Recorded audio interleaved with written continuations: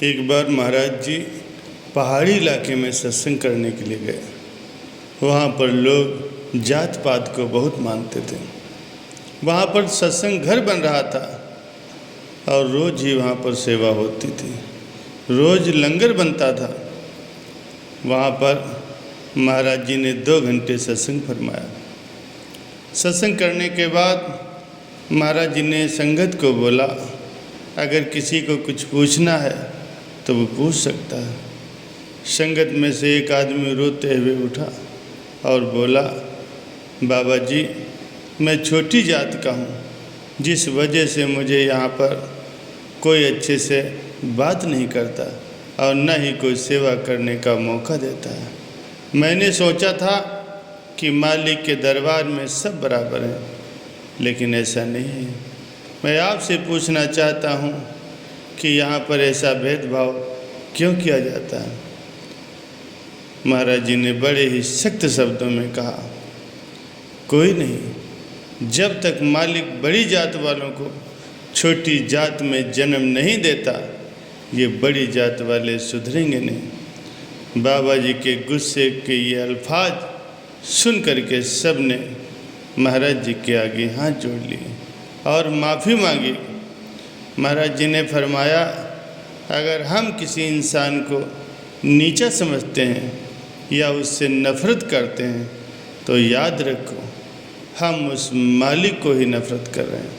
हर एक जीव के अंदर वो मालिक बैठा हुआ। मालिक ने तो इंसान को बनाया था, इंसान ने जात पात बना दिया। इंसान ने तो उस मालिक को ही बांट दिया, अलग अलग धर्म बना दिए। उस दिन महाराज जी ने सबको बड़े ही अच्छे वचन समझाए।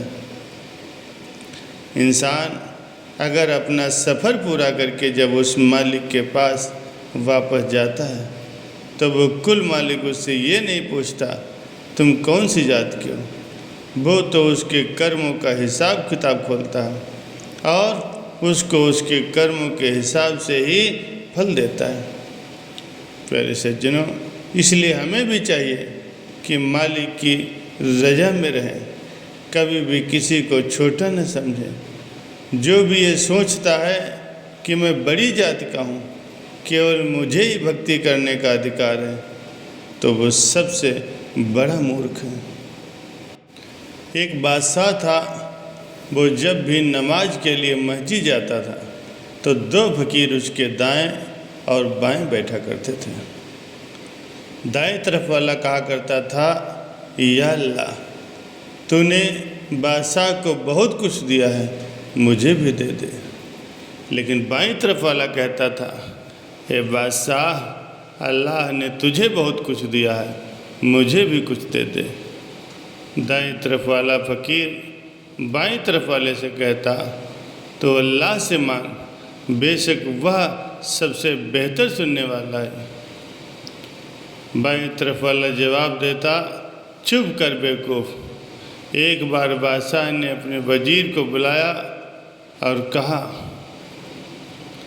कि मस्जिद में जो दाईं तरफ फ़कीर बैठता है वह हमेशा ही अल्लाह से मांगता है, तो बेशक अल्लाह उसकी ज़रूर सुनेगा, लेकिन जो बाईं तरफ बैठता है वह हमेशा ही मुझसे फरियाद करता है। तो तुम ऐसा करो कि एक बड़े से बर्तन में खीर भर के उसमें अशरफियाँ डाल दो और वह उसको दे दो। वजीर ने ऐसा ही किया।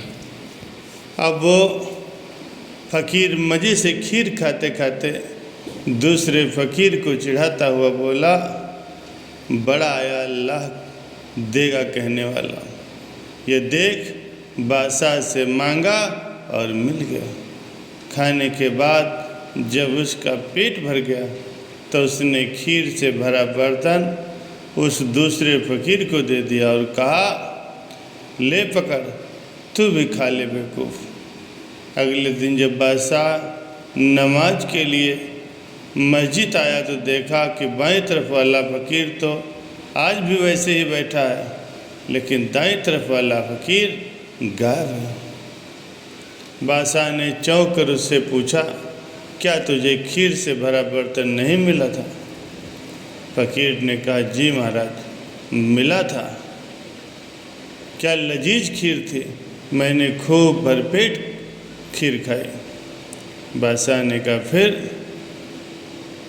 फ़कीर ने कहा, फिर वो जो दूसरा फ़कीर यहाँ बैठता है, मैंने उसको वो खीर दे दी। बेवकूफ़ हमेशा कहता है कि अल्लाह देगा। बादशाह मुस्करा कर बोले, बेशक अल्लाह ने उसे दे दिया। इसी तरह हमें भी उस कुल मालिक से ही अरदास करनी चाहिए।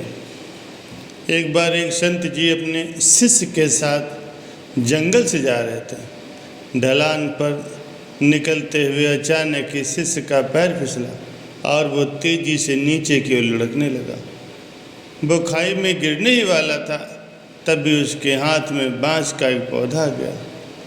उसने बांस के पौधे को मजबूती से पकड़ लिया और वो खाई में गिरने से बच गया। बांस धनुष की तरह मुड़ गया, लेकिन न तो वो ज़मीन से उखड़ा न ही टूटा। वो बांस को मजबूती से पकड़कर लटक रहा था।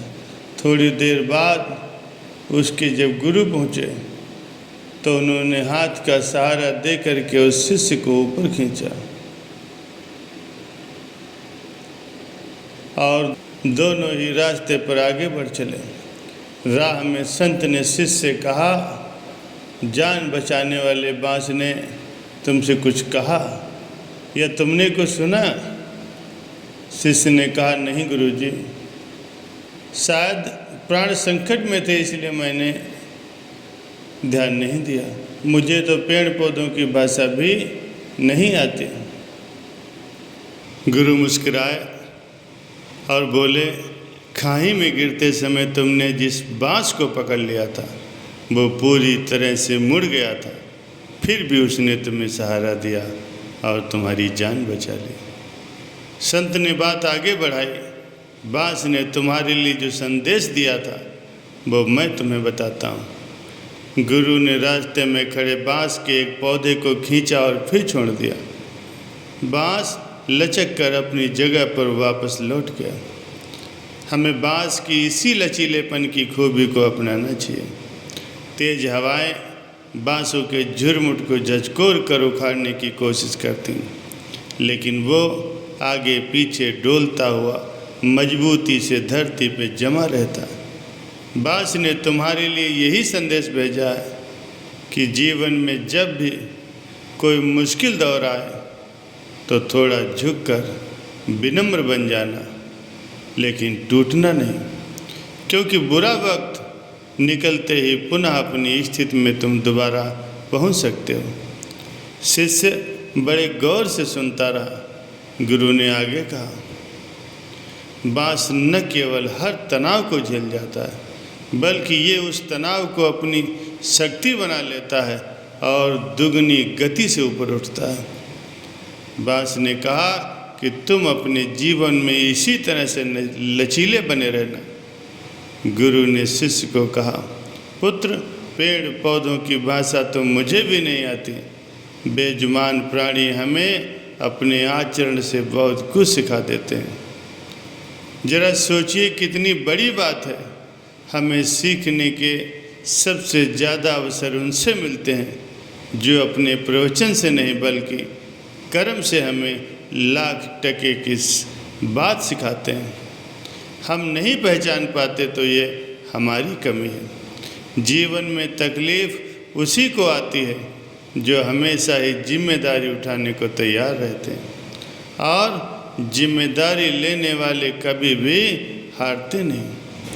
या तो वो जीतते हैं या फिर वो सीखते हैं।